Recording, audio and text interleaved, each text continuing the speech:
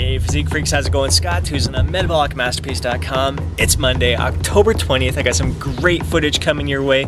Killer shoulder workout. I threw in some extra chest training in there, a lagging body part that I want to build up. I also did some abs and calves. Hit the spin bike, the recumbent spin bike for some intervals for 15 minutes. Went for a beautiful walk this afternoon with Angie. The leaves are starting to fall and really change colors right now. I want to say it's a gorgeous day. I think it's a gorgeous day. A lot of other people think it's kind of gloomy or dreary, but I think this weather is fantastic. It's our favorite time of year.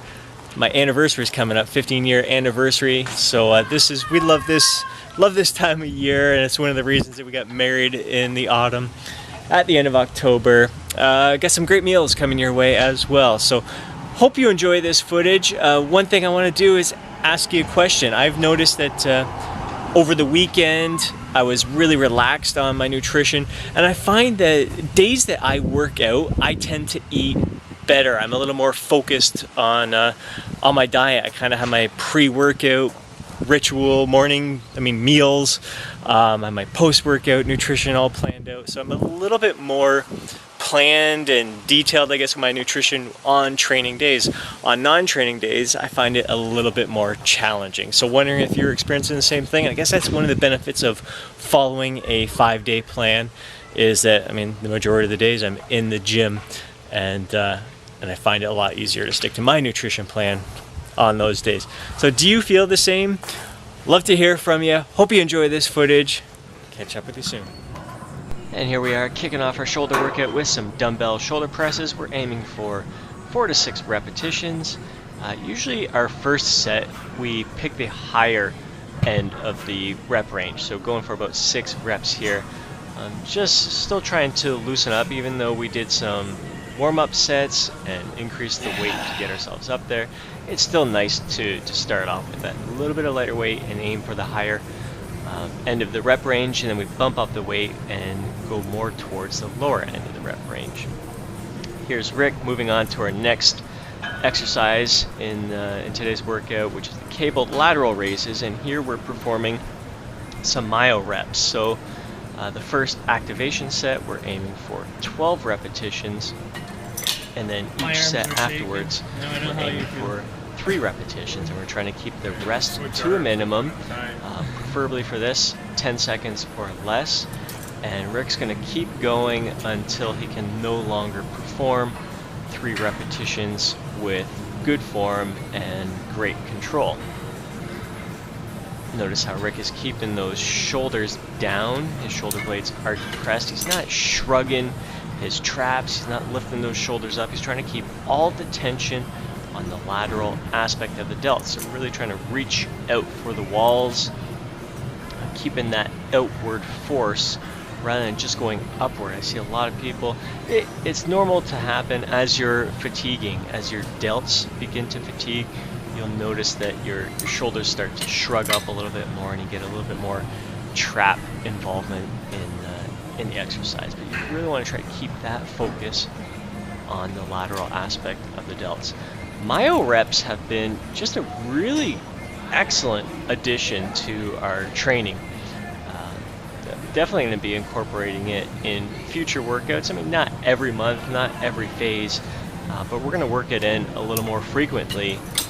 Just because we find it really, really effective. And there's various rep ranges that we've been performing it in. So some exercises we're doing like 6 to 8 reps for that first activation set, and 2 reps for the myo rep sets, and other exercises we're going a little bit higher in the rep range, 12 reps for the activation set, or 15 reps. I believe next month we're probably going, or next time we try this, we're going to work in some really high rep ones, so like 20 repetitions. And 5 rep for the myo rep sets. But it's been great. We're loving it. It's a great burn. It's a great way. Like the idea behind it is that for that first activation set, let's say we're aiming for 12 repetitions here. The first 8 to 9 reps, you're not using up all your muscle fibers, and by the time you get to the 9th, 10th, 11th, 12th rep, then you're getting maximum muscle fiber recruitment. And then for the myo rep sets, because the rest period is so short, every single rep you're getting maximum muscle fiber recruitment. So interesting training protocol and theories behind it. I love it. It's been a great addition, like I said. And here Rick is doing some shrugs. Definitely traps is something that I'm trying to build up on, and that's why I'm incorporating some farmer walks into my training. For myself, Rick was done his workout, just moved on to abs and calves after this. But I wanted to do 2 sets of the Atlantis chest press here, just really trying to get my chest activation going here. So it's a nice lightweight. I'm really contracting the pecs at the top, so I'm thinking I'm really getting my head in that muscle. I'm shortening the range of motion just to keep that tension on the pecs. I'm keeping my shoulders out of the movement. The second set, I kept the rep range even a little bit shorter and focused on a little bit quicker reps and constant tension. So just 2 sets here and then 2 sets of cable flies, pulling downwards, really trying to activate the lower aspect of my pecs. So I'm doing this just to build up the lagging body part, and it's going really well so far. Loving every second of it. Alright, breakfast, I've got 8 egg whites, topped off with some salsa. I cooked the egg whites in a teaspoon of coconut oil, then 1/3 cup of oats and 1/2 cup of blueberries, sprinkled in some cinnamon. We're looking at about 330 calories. Alright, time for a little snack. I got some Greek yogurt with some super fruit in there. The dark cherries, blueberries, blackberries. I think something else. 1 tablespoon of Nutella. We're looking at about 365, 370 calories. And Chief is all excited. Oh yeah, something. Is it super yummy, Chief? Oh Chief approves. yeah. And he's gonna celebrate. Right, Chief? You like it? How much do you like it? You love Greek yogurt. How much do you love Greek yogurt? You love it.